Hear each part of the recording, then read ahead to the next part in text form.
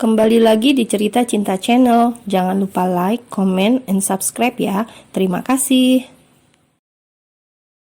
Di tengah hujan lebat disertai petir yang menyambar, Riana sama-sama mempertahankan ego mereka masing-masing.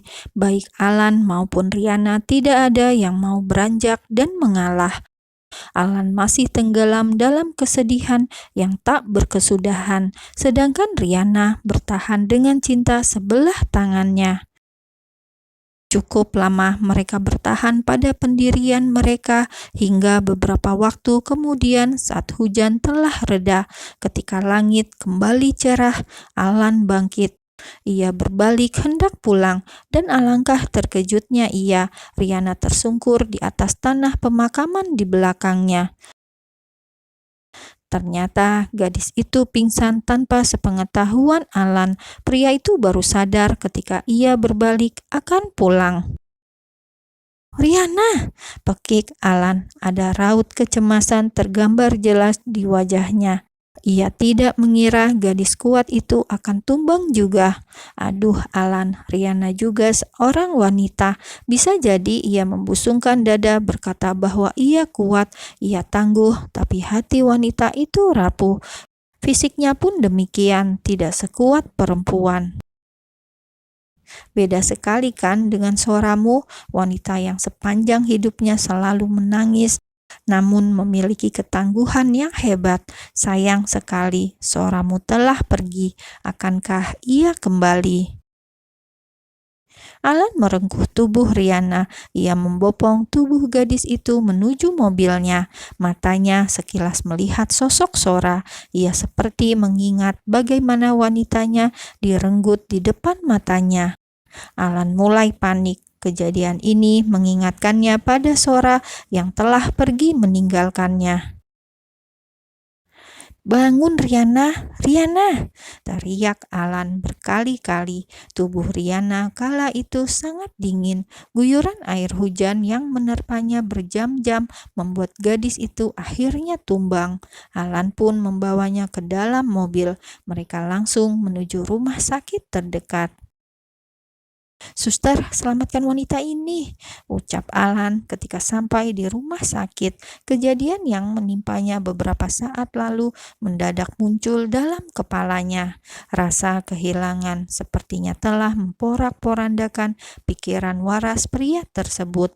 Mendadak Alan menjadi linglung. "Bapak tunggu di luar, biar dokter yang akan menangani," ucap seorang perawat sembari menutup pintu kamar. Alan keluar dari ruangan tersebut. Ia lantas menghubungi ayah Riana. Beberapa saat kemudian, dokter muncul menemui Alan. "Bapak tenang saja, istri Bapak tidak apa-apa. Kami sudah memberikan infus, semoga lekas sembuh." Setelah mengatakan hal itu, dokter pun berlalu. "Istri," gumam Alan dengan lirih. Ngawur sekali dokter tersebut. Siapa yang bilang Riana adalah istrinya? Istrinya hanya satu, Soraya. Kini telah pergi jauh, entah ke surga atau terjerumus dalam neraka. Alan masuk dalam kamar, ditatapnya Riana dari kejauhan. Menatap wajah tak berdaya itu, Alan kembali teringat Soraya. Ia mengusap wajahnya dengan kasar, memejamkan matanya sejenak. Perasaannya sangat di luar kendalinya. Mendadak ia kacau. Rumah sakit hanya mengingatkannya pada takdir buruk yang menghantui jiwanya. Tidak kuasa berlama-lama menatap Riana yang terbaring lemah seperti Sora kala itu. Alan langsung pergi begitu ayah Riana datang. Ia juga sudah menjelaskan banyak hal pada ayah Riana tersebut. Alan kembali pulang menahan beban kesedihan dalam hatinya. 5 tahun kemudian, di sebuah apartemen mewah, seorang wanita membuka tirai jendela kamarnya. Secercah sinar menerpa wajah cantiknya. Ia menatap langit yang cerah dengan perasaan bahagia. Wanita itu sedang menikmati terpaan angin yang menyapa harinya yang indah. "Selamat pagi dunia," ucapnya lirih. Di sela-sela bahagianya terselit sendu yang tak menentu. Cekrek, terdengar pintu kamarnya dibuka. "Bunda," seorang anak kecil berusia 4 tahun lebih menghambur dalam pelukannya. Anak bunda sudah bangun," ucapnya seraya memeluk Ale, putra semata wayangnya. Wanita tersebut lantas menggendong putra kesayangannya. Mereka menuju ruang keluarga. Pantaskah disebut ruang keluarga karena mereka hanya tinggal berdua? Meski berdua, mereka tetaplah disebut keluarga. Lalu kemana sang ayah? Mengapa Ale hanya tinggal bersama bundanya selama ini? Ya, mereka sedang dalam persembunyian, mencoba menjalani hidup baru dengan memalsukan kematian. Sora menatap wajah putranya, Ale Manko Kardinov. Tidak diragukan lagi Ale putra siapa. Dari wajahnya sudah jelas ia putra ayahnya, bukan putra dari selingkuhan Sora. Wanita itu sengaja menghilang dari peredaran lantaran ingin bebas dari belenggu masa lalu yang buruk, noda hitam yang tak akan bisa hilang. Sora memilih mengasingkan diri bersama putranya yang kala itu masih dalam kandungan. Ketika Ferry dan dirinya mengalami sebuah kecelakaan yang disengaja kala itu, Sora tengah hamil dengan Alan. Jangan ragukan siapa ayah Ale, karena wajah mereka sangat mirip. Hal itulah yang kadang membuat Sora menahan beban kerinduan yang amat berat. Lantas, bagaimana sekarang Alan? Apa yang terjadi pada pria tersebut setelah 5 tahun berlalu? Di sebuah rumah yang amat besar, di kediaman barunya, Alan sedang makan pagi bersama Pak Danu dan istrinya, Riana. Pernikahan mereka sudah berjalan 1 tahun ini. Butuh waktu bertahun-tahun bagi Riana untuk mendapatkan hati Alan. Usaha Riana selama ini akhirnya membuahkan hasil. Alan telah menerima dirinya, entah itu cinta atau malah rasa kasihan. "Pak, Alan berangkat dulu," ucapnya pada ayah mertua yang nampak menyeruput kopi buatan Riana. "Iya, hati-hati Al," pesan Pak Danu. Riana hanya diam ketika Alan meninggalkan rumah tanpa pesan padanya. Begitulah rumah tangga Alan dan Riana selama ini. Meski Alan menerima Riana menjadi istrinya, bisa dihitung berapa kali Alan menyentuhnya. Riana bagai istri pengganti yang dibutuhkan Alan ketika pria tersebut merindukan mendiang istrinya. Jangan tanya berapa air mata yang keluar dari dalam mata Riana. Hampir tiap malam ia merana lantaran Alan bersikap dingin pada dirinya.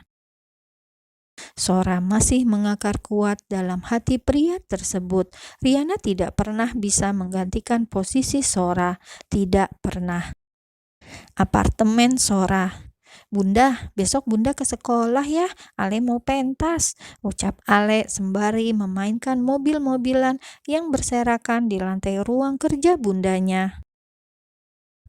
"Memang Ale mau pentas apa? Coba kasih Bunda lihat," ucap Sora sembari pandangannya tetap fokus pada berkas yang ada di depannya. Sebagai single parent, Sora kembali bekerja. Biasanya ia memiliki 1 orang suster yang khusus mengurusi Ale. Namun hari ini susternya libur karena balik kampung. Terpaksa Sora ngomong sambil bekerja. Untunglah Ale anak yang tidak rewel. Ia lebih dewasa dibandingkan usianya, mungkin karena Ale mengerti mereka hidup hanya berdua, susah senang hanya mereka berdua. Ale dan Sora saling mengisi ketika merasakan kesepian. Kadang Sora berkeinginan menghubungi suaminya, namun ia urungkan. Dia tidak berani bertemu dengan suaminya itu. Sora merasa amat bersalah pada Alan. Biarlah ia menghilang dari kehidupan Alan untuk selama-lamanya. Ia sudah sangat bahagia dengan hadiah yang Alan berikan padanya. Ale menjadi kado paling indah dalam hidup Sora. Seorang putra telah lahir dari rahimnya. Sebuah keajaiban yang sangat ia rindukan sebelumnya. Lalu, apa kabar Ferry? Pria tersebut saat ini masih ada di New York. Ferry sudah berkarir di sana. Bersama ibunya, ia tinggal di sana. Sudah menikah? Belum. Ia masih memendam rasa pada Sora yang ia tahu selama ini Sora selamat. Hidup bahagia bersama Alan, itu adalah yang Mama Ida katakan selama ini. Suatu saat Ferry ingin kembali ke tanah air, namun tidak sekarang. Mama Ida melarang keras putranya kembali ke Indonesia. Ia beralasan bila Alan mengetahui kehadiran Ferry, maka Alan akan menyeretnya ke penjara. Itu juga kata-kata Mama Ida. Mama Ida gemar sekali menakut-nakuti putranya, tapi ini semua demi kebaikan sang putra. Mama tidak ingin Alan benar-benar menjebloskan sang putra ke dalam penjara lantaran kecelakaan maut yang merenggut nyawa Sora. Kembali ke Indonesia, Alan sedang meeting bersama para klien.